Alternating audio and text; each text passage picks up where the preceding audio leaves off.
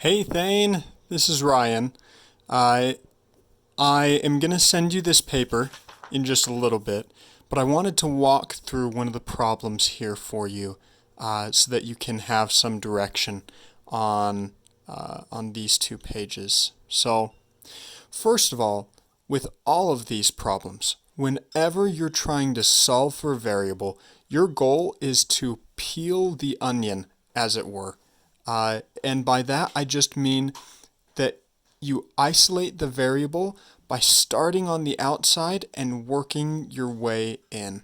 So the way that we're going to do these problems, we're going to figure out what the variable is that we're interested in, and then we're going to figure out what's happening furthest away from that variable. What's the last thing that would be happening? And then we just work backwards. We work from that outside all the way inside until we get to that pebble. So here I'm looking at number 46. That's what the example we're going to work with. So here we have square root of 10r plus 14 plus 3 equals negative 5. So first of all, what's the variable we want to isolate? Well, there's only one variable here. It's r. That's the middle. And we want to find out what are the layers that build on that. What's the outermost layer? And one way that you could do that, I mean, maybe it's just apparent because we've done enough of these, that the answer is that plus 3 on this left side, plus 3 is the thing that's furthest away from the r. Another way that you might do it is if I was looking at this, if I knew what r was, if I knew that r was 2, and I wanted to go ahead and just simplify this side. Well, the first thing I'd do is I'd say 2 times 10. So this times 10 that's happening right here, that's the layer that's just around our pebble. The next thing that I'd do is I would add 14. So that means that's the next layer out. Then I would take the square root of that whole thing. So the square root is our next layer out after that. And then finally, I would be adding 3. And that's that last layer. So as we peel this back layer by layer, we're going to start from the outside, which is this plus 3. So r is the variable of interest, plus 3 is the operation happening furthest from r. So we're going to undo that plus 3 by subtracting 3 from both sides. And after we subtract 3 here, that cancels out. Negative 5 minus 3, that's taking us further in the negative direction, right? So we end up at negative 8 over here. All right, the next layer we said would be that square root, right? And as you may remember, whenever we see a root like this, whenever we see the house, we've been calling it, and there's nothing on the shelf, what does that mean is on the shelf? It means there's a 2 that's on that shelf. They just left it off because so many of these have a 2 that we just don't put it there. It's assumed that it's there. So coming down here, I went ahead and I wrote in that 2 because maybe it'll make it a little bit easier for us to think about.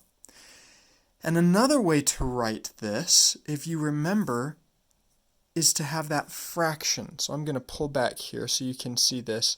These two are exactly the same, right? Whenever we have some sort of a root with a number on the shelf, that's the same thing as having an exponent with that same number in the bottom of the ratio.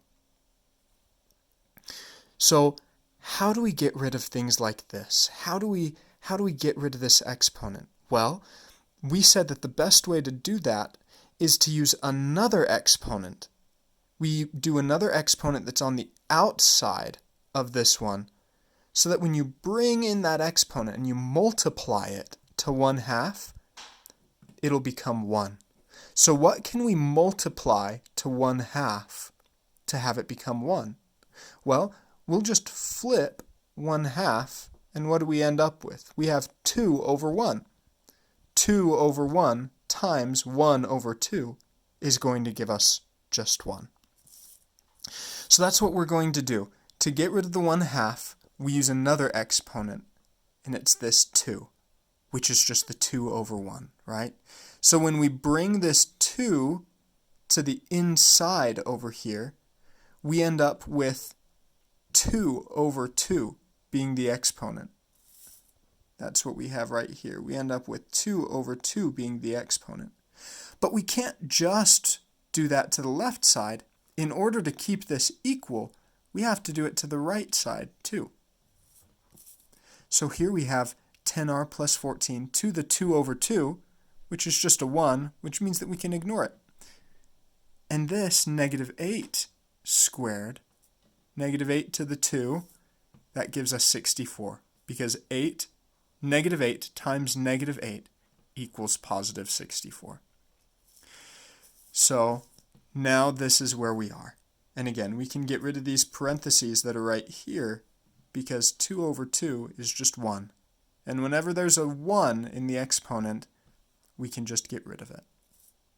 So we have 10r plus 14 equals 64. Now, maybe this is getting into a bit more familiar territory. How can we solve for r here? Well, the next layer in on our onion is that 14. It's getting rid of plus 14. So how do we get rid of plus 14? Well, we subtract 14 from both sides. So next layer is plus 14. We cancel by subtracting. We end up with 10r equals 50. And then we just need to get r alone. And the last thing that's happening here is that we have a 10 times the r. So we just divide by 10 on both sides. And we end up with r equals 5. And that's our final answer. So there's that problem. And again, just to review, to overcap what we just did, first we took this equation, and on the side that had the variable we wanted to solve for, we figured out what the layers of the onion were going out, and then we took each of them off, one layer at a time, going in, until we had gotten to just r left. And importantly, because I think this is probably one of the trickier things, the way that we get rid of square roots is that we recognize that a square root is just an exponent, and we cancel out exponents by using the flipped version of those exponents. So what if, instead of being a 1/2 here, what if this were a 2? What if we had just had a 2 here? How would we cancel that out? Well, we would use another exponent on the outside, and we would use 1/2. Because then that 1/2 times the 2 would have given us 1, and we would have canceled it out. And that would mean that over here, we would have had to use a 1/2 as well. All right, let's do one more example. This is on the next page. It's problem number 58. And remember, this is the page where we have multiple variables that are happening. And we're trying to find out, they tell us which one they want us to solve for. And then we have to isolate that variable. So here's our equation. This is number 58. Here's our equation. And we're told that g is the variable that we want to solve for. So g is the middle of the onion. If I knew all of the letters in this, including g, and I wanted to work out from g, well, first I would work out what this ratio is, L over g. So that's probably one of the last things that we'll take care of. Then I'd have this square root I'd want to do of it. Again, that'll be the next to last thing. and then I would multiply it by 2 pi. So that'll be the first thing we take care of, because it's the furthest thing away from the g that we're solving for. And don't let yourself get psyched out because there are more letters here. Those letters will just behave the same way that our numbers did. So you don't have to worry about the letters other than g. So first thing that we want to do is we want to get rid of this 2 pi because it's the outermost layer of the onion. So we divide both sides by 2 pi. And that leaves us with 2 pi, it leaves us with t sub p over 2 pi equals, and then this side got rid of the 2 pi. All right, so now we're here, and the next thing we wanted to get rid of was the square root. Well, how did we get rid of a square root before? A square root is just the same thing as a 1/2 exponent, and we use 2 to get rid of 1/2 because 2 is the flipped version of 1/2. So we raise each side to the 2, and we end up here. We've gotten rid of the square root, and this whole thing has been squared. Now, we want to get rid of this L, because we want to make sure that G is absolutely alone. So, how do we get rid of this L? Well, we can just divide it out, because what this is really saying, this is 1 over G times L. So we want to divide out that L to get it away. So we divide both sides by L, and then we end up here. There's no more L on this side. We have a 1 over L on this side. And the question is, how do we get G to be alone by itself and not on the bottom of a fraction here? Well, G, as you may remember, let me grab a pencil really quickly.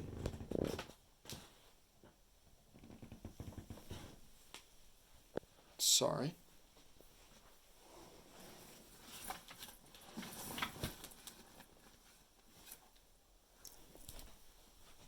All right, we're back. 1 over G, that's the same thing as saying G to the negative 1. So, what do I do to get rid of this negative 1? Well, this is an exponent just like all the other exponents we've been dealing with. So we can get rid of it using an exponent. So what can I multiply to negative 1 to get 1? Well, I can just multiply it by negative 1. So if I do this, put a negative 1 on the outside, then that would get this away. That would give me just G. So let's come down here, and to get this to be just G, we have to raise it to the negative 1. That's what we just did up here. Well, we'll need to do that to this side too, because this is an equal sign. We have to do it to both sides. You can see that's the pattern. Whatever we do it to both sides. So we raised this side to the negative 1. We have to raise this side to the negative 1. All right, so what are we left with? This turned into just a G, and I went ahead and put it right here. And that is now equal to all of this to the negative 1. So this negative 1 comes in and multiplies this 2, and it comes into this L. So we're left with t sub p over 2 pi all to the negative 2 times 1 over L to the negative 1. So here I kind of did 2 steps in one. This L to the negative 1, that means the negative here means we're just going to flip it to the top, right? So it comes up on top, and we can just get rid of the divided by 1 that would be down here. So we just have L. Here, we took this negative 2, and we brought it in to everything that was in that ratio. So we have t sub p to the negative 2, 2 to the negative 2, pi to the negative 2. We flip each of these because all of them have a negative. So now TP is on the bottom, and the 2 and the pi ended up on top. We square that 2, that gives us 4. pi squared, there's nothing we can do to simplify that, times L, because that L just comes right on top, divided by t sub p squared. So, same process that we did before. We looked at this, we know that g is what we're solving for, and then we worked from the outside in. We went from that 2 pi, then we got rid of the square root, then we got rid of the L, and then we got the g back up where it's supposed to be. And then we just simplified that side using the exponent rules that we've been practicing. Alright, I hope that this video was helpful for you. Hopefully it gives you a good head start on working on these problems. But if it doesn't answer your questions, if there's anything else that you need to know, or anything that I didn't make clear in this video, please shoot me a text and let me know, and I'd be happy to help you out. Hope that everything's going well. Congrats on finishing that huge stack of homework assignments you had to take care of. Hopefully this week goes well as well.